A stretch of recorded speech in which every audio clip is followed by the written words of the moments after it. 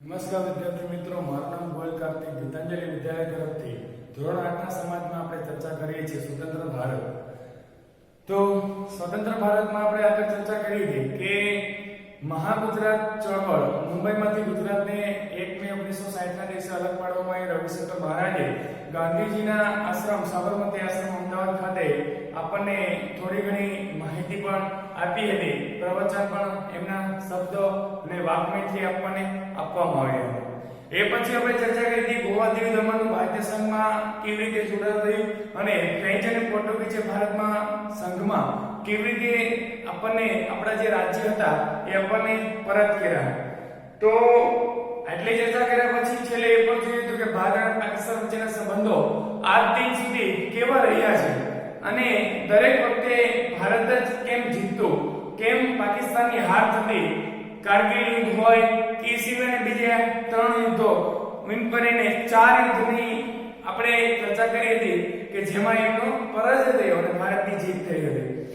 હવે આજે અંગ્રેજોના ચોંગાલમાંથી ભારત દેશ આઝાદ થયો અને આપણે જશ્ન મનાવીએ છીએ. સ્વતંત્રતા દિવસ અને 15મી ઓગસ્ટનો દિવસો ઉજવીને શહીદોને યાદ કરીએ છીએ. તો આઝાદી મળી પછીના 64 વર્ષો દરમિયાન આપણા ભારતે કરેલી સિદ્ધિની વાત કરવાની છે.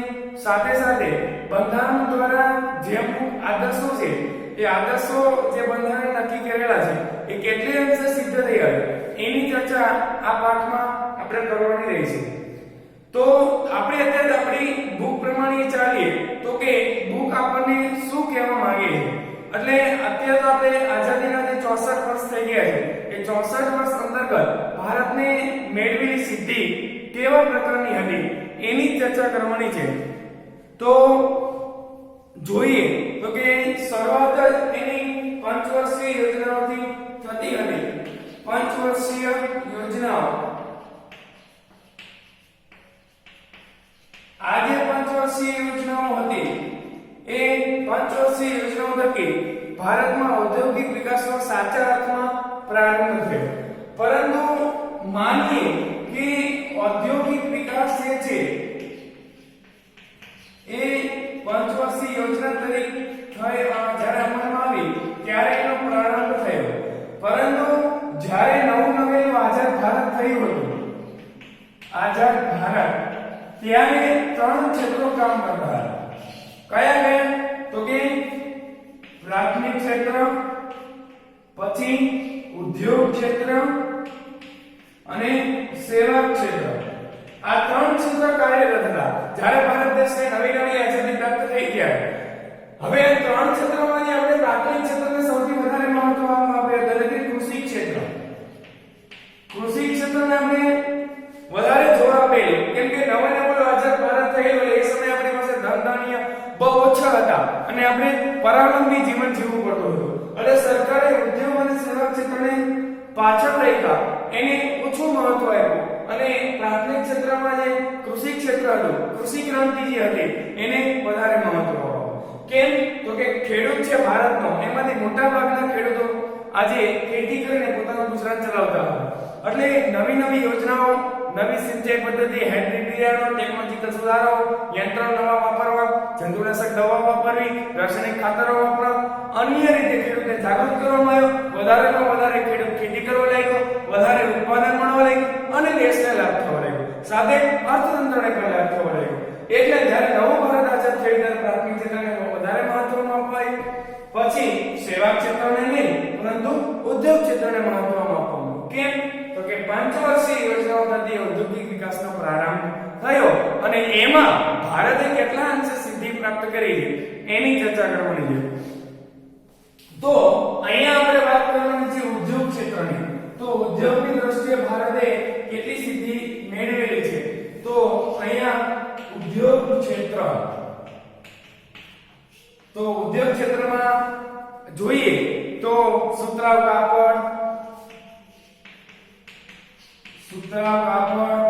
ખાંડ, ઇજનેરી, કોલસા, બરોબર છે. પછી લોખંડ, પોલાદ,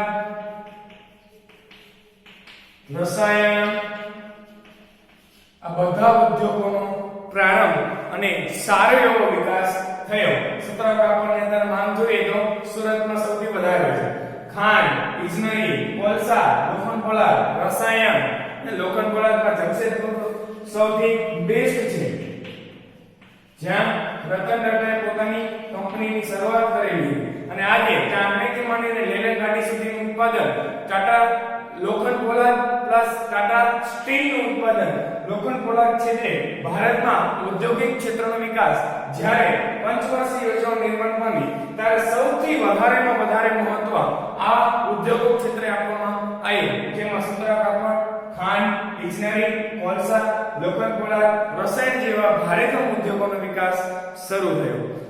પછી ઔદ્યોગિક ચીજવસ્તુઓની બાબતમાં પણ આપણે સ્વાવલંબી બન્યા, કેમ કે નવું નવેલું આઝાદ ભારત થયેલું માનીએ, પરંતુ અમુક બાબતો પ્રત્યે આપણે પરાવલંબી હતા. એટલે એ પરાવલંબી હોવાનું મુખ્ય નુકસાન એ હતું કે અન્ય દેશથી આયાત કરવું પડે, એટલે આપણું હુંડિયામણ અહીંયા વહી જતું હતું. એટલે એ બાબતને અહીંયા સ્ટોપ રાખવામાં આવી અને વધારેમાં વધારે વસ્તુ આપણા દેશમાંથી જ આપણને પ્રાપ્ત થાય એવી સગવડ કરવામાં આવી અને ઔદ્યોગિક વિકાસના કારણે ભારત દેશ આજે પરાવલંબી નહીં પરંતુ સ્વાવલંબી બન્યો હતો. એટલે આટલી બધી ચર્ચાના અંતે આજે ઉદ્યોગમાં ઇલેક્ટ્રોનિક્સ ક્ષેત્રે ઉર્જા, બરોબર છે, ઇલેક્ટ્રોનિક્સ, ઉર્જા, પછી ખનિજ તેલ, કોમ્પ્યુટર, પછી માઇક્રોચિપ્સ, બરોબર છે, પછી સ્ટીલ, ટેલિકમ્યુનિકેશન, શું આવશે? સ્ટીલ, ટેલિકમ્યુનિકેશન, ખાતર, સિમેન્ટ, આ બધા ક્ષેત્રે અવિરત પેટ્રોકેમિકલ્સ જેવા ઉદ્યોગો પણ આપણા ભારતમાં સૌથી વધારે વેગ પ્રાપ્ત થયો. શું હશે? પેટ્રોકેમિકલ્સ. તો ભારત ધરખમ ઉદ્યોગો તરીકે ભારતને વધારેમાં વધારે ઉન્નયનનો દર પ્રાપ્ત થયો. ભારત આજે આર્થિક વિકાસના દરમાં વધારેમાં વધારે પોતાની પ્રગતિ સાધતો ગયો. જેટલો લાભ ખેતી ક્ષેત્રે આપણને પ્રાપ્ત થયો હતો એટલો જ લાભ ખેતી પ્લસ ઉદ્યોગ ક્ષેત્રે પણ આપણને મળ્યો. એટલે ઉદ્યોગોનો જેમ જેમ વિકાસ થવા લાગ્યો એમ આજે આપણે સુતરા કાપડ, ખાંડ, ઇજનેરી, કોલસા, લોખંડ પોલાદ, રસાયણ જેવા ઉદ્યોગોને અવિરત વેગ મળ્યો. અને આ રીતે જ્યારે આપણું ભારત દેશ સોને કી ચિડિયા કહેવાતું હતું ત્યારે આપણે ભારતમાંથી છેક યુરોપમાં માલ સામાન પહોંચાડવામાં આવતો હતો, જે તમારા ધોરણ 9 માં આવશે. મરી મસાલા, તેજ અને મખમલ એવી હજારો પ્રકારની વસ્તુઓ આજે ભારતમાંથી એક જગ્યાએથી બીજી જગ્યાએ પહોંચાડવામાં આવતી હતી.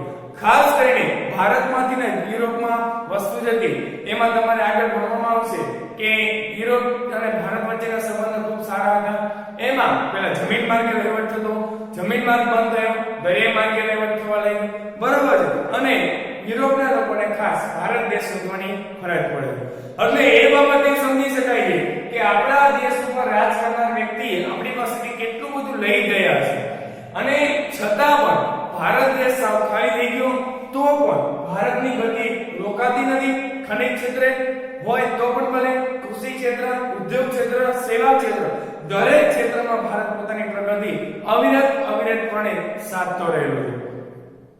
એટલે અહીંયા આપણને ખ્યાલ આવે છે કે આઝાદીના આટલા વર્ષ વીતી ગયા છતાં પણ ભારત દેશ પોતાની પ્રગતિમાં ઉત્તરોત્તર પ્રગતિ કરતો રહેલો છે. પણ ઘણા બધા વિચારકો એવું માનતા હતા કે ભારતે આટલા બધા ટાઈમથી ગુલામી સહન કરી છે, એક અલગ રાષ્ટ્ર તરીકે પોતાનું જીવન ક્યારે પણ નહીં ગુજારી શકે. પણ અને એવું માનતા કે ભારત છે એના સીધા લશ્કરી શાસન હેઠળ આવી જશે, એ પોતે એક અલગ સ્વતંત્ર રાષ્ટ્ર તરીકે જીવન જીવી શકશે નહીં, એવી બધાની વિચારણા હતી, એવું બધા લોકો માનતા હતા. પરંતુ જેમ જેમ ભારત દેશનો વિકાસ થતો ગયો એમ એ લોકોને ખ્યાલ આવવા માંડ્યો કે ભારત આજે ખરેખર એક સ્વતંત્ર ભારત આજે તરીકે પોતાની ભૂમિકા અદા કરશે અને માણસની આજે જે વિવેચકો હતા એ વિવેચકોની જે શંકાઓ હતી એ નિર્મૂળ સાબિત થાય છે.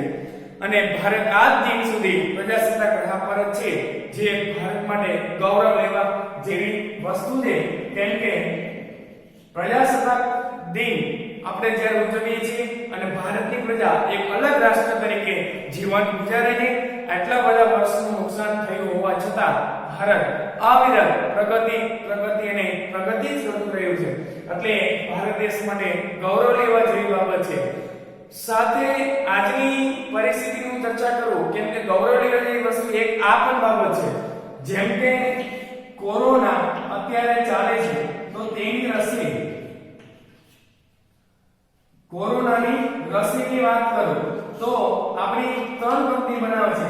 એક ઝાયડસ, કેડિલા, પછી પુણેની કંપની અને હૈદરાબાદની કંપની.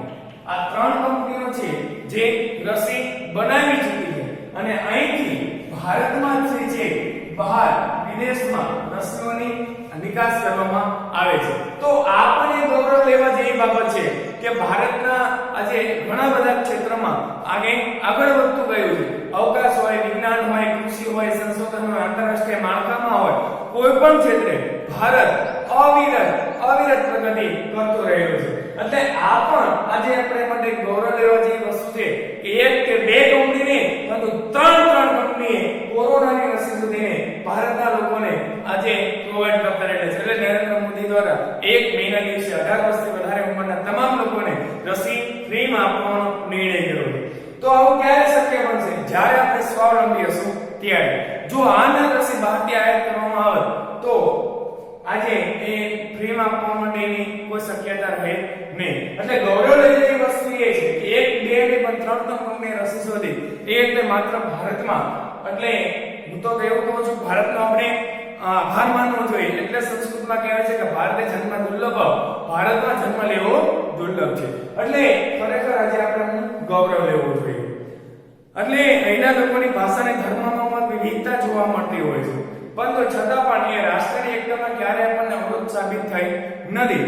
બધા ભાષા અલગ હોય તો પણ વાંધો નહીં, ધર્મ અલગ હોય તો પણ વાંધો નહીં. જ્યારે રાષ્ટ્રની બાબતની ચર્ચા કરવાની, રાષ્ટ્રીય એકતાની ચર્ચા કરીએ છીએ ત્યારે બધા લોકો પોતાની ભાષાને, પોતાનો ધર્મ ભૂલીને રાષ્ટ્રની એકતામાં પોતાની પ્રગતિ, પોતાનો ફાળો છે એ આપતા રહેલા છે.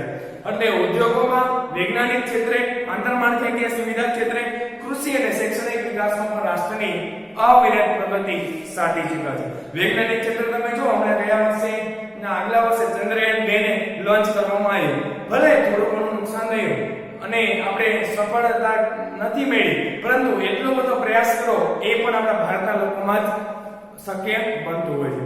તો આ બધી બાબતો છે આપણે હકારાત્મક બાબતો છે. હવે આપણે વાત કરવાની છે બીજી બાજુ તરફ, બીજી એંગલથી જોવાનું છે કે ભારતમાં જે જ્ઞાતિના ભેદભાવ જોવા મળતા હોય છે પરંતુ બંધારણમાં ધર્મનિરપેક્ષતાનો આદર્શ સ્વીકાર કર્યો હોવા છતાં જુદા જુદા ધાર્મિક ધ્રુવો વચ્ચે આજે અથડામણ થતી જોવા મળે છે. ભલે આપણે ધર્મનિરપેક્ષતા માં એનો આપણે સ્વીકાર કર્યો છે પરંતુ આજે અલગ અલગ ધર્મોમાં આજે જૂથ અથડામણ ક્યારેક ને ક્યારેક થતી જોવા મળતી હોય છે.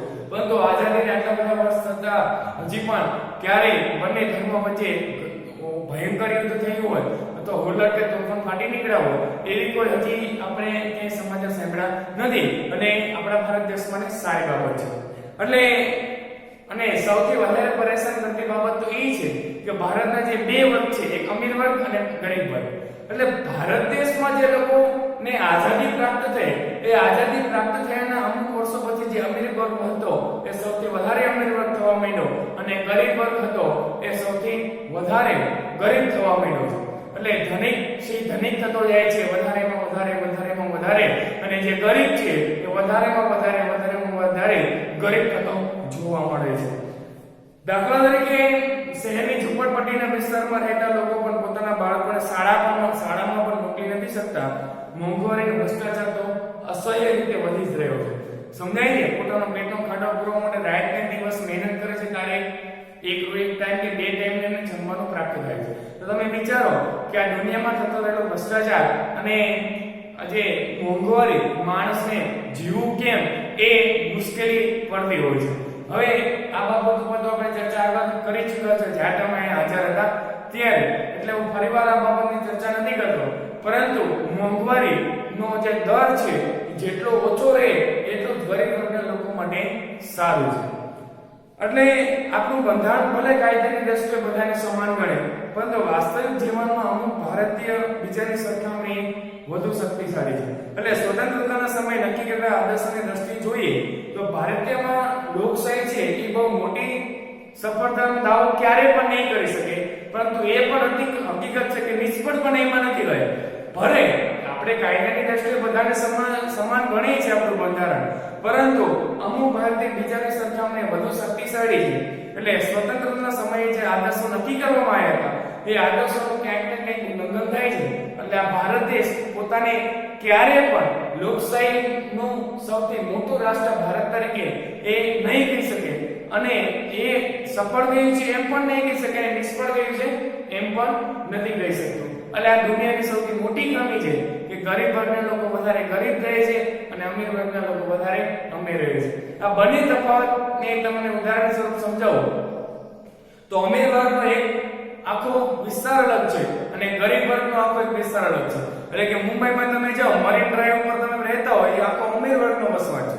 જ્યારે ધારાવી 1 અને 2 માં ઝૂંપડપટ્ટીમાં રહેતા વિસ્તારના લોકો છે, અહીંયા કોઈ જાતની સુવિધા નહીં, કઈ નહીં, એકદમ ગરીબમાં ગરીબ ક્ષેત્ર હોય તો મુંબઈની ઝૂંપડપટ્ટી જે વિસ્તાર છે ધારાવી, તો આ લોકો ક્યારે પોતાની અમીર વર્ગનું અથવા જે જીવન ધોરણ જીવે છે એની કરતા ઉચ્ચ કક્ષાનું જીવન ધોરણ ક્યારે જીવી શકશે, એ એક મોટો પ્રશ્નાર્થ ચિહ્ન છે.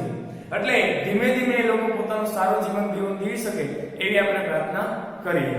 પછી કહે છે કે મહાત્મા ગાંધીજીના જે અનુયાયી હતા મીરાબેન, એને મિસલેડ એમને અમુક વાક્યની ચર્ચા કરી છે તમારી બુકમાં કે આર્થિક નીતિને કારણે પર્યાવરણ પર પડેલી ખરાબ અસરો પર યોગ્ય ધ્યાન નથી આપવામાં આવ્યું. આપણે દિવસે ને દિવસે આ બધા ઉદ્યોગો ક્ષેત્રે આપણે આગળ વધ્યા, બરોબર છે, પણ આ ઉદ્યોગો અંતર્ગત આપણે પર્યાવરણને નેવે મૂકીને આવતા રહ્યા છીએ.